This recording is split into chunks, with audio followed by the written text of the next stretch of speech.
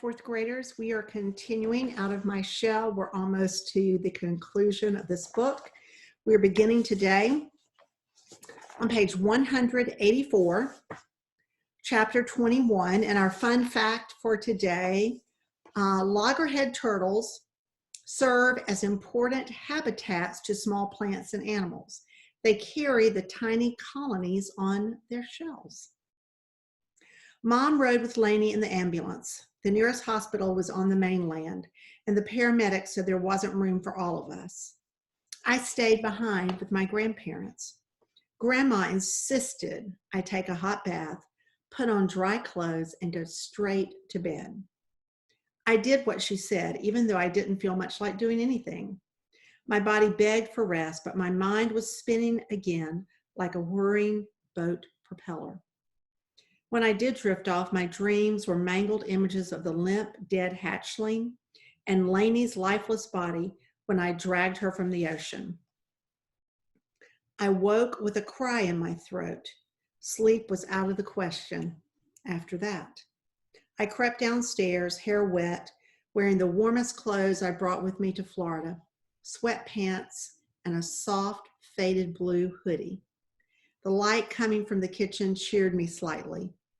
I spent the last few weeks trying to avoid my family, and now the last thing I wanted was to be by myself.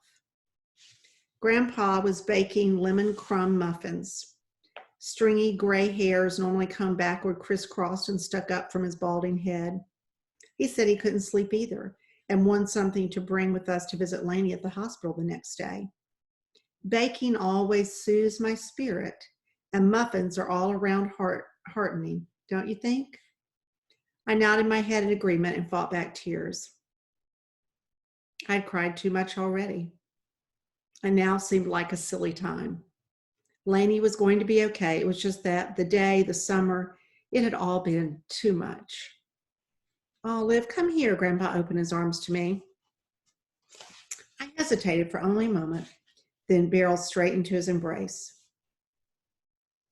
He stroked my hair, my tears fell onto his shoulder and dampened his white undershirt. He smelled like beech wood and kitchen spices that tingled my nose. You are a smart, brave girl. But not a one of us is strong enough to do this thing called life alone.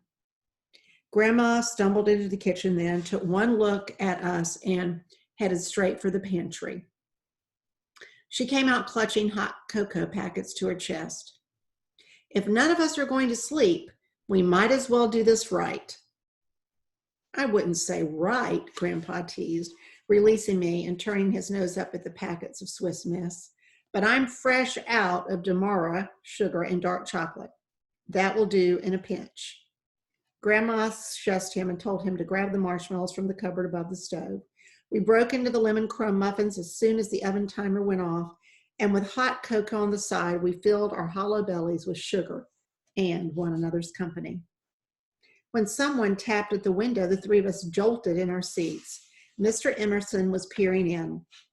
Grandpa motioned to the front door and opened it for him.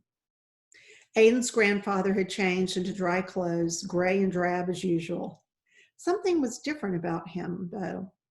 I couldn't quite put my finger on it.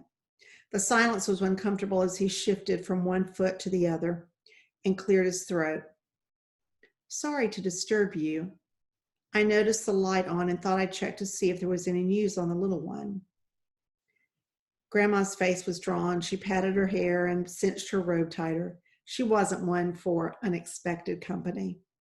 But she said, nonsense, you're always welcome here. If it weren't for you, Grandma trailed off. Well, you have our unending gratitude.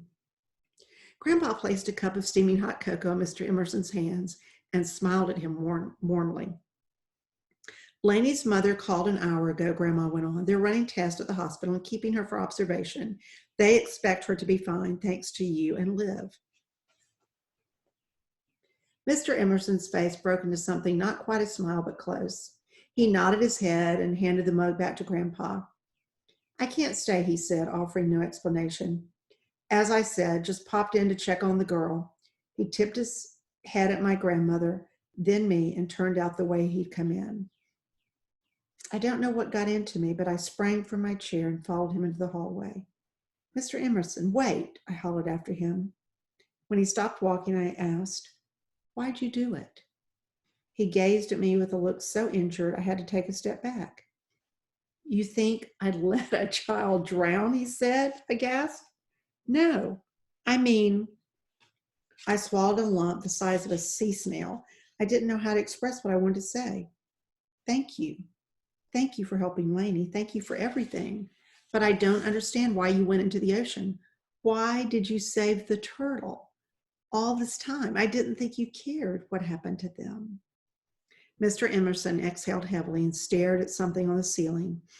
It occurred to me what was different about him, the way he held his shoulders. He was a boxy sort of man, all rigid, hard angles, but now there was a curl to him that hadn't been there before, a softness. It's not that I didn't care.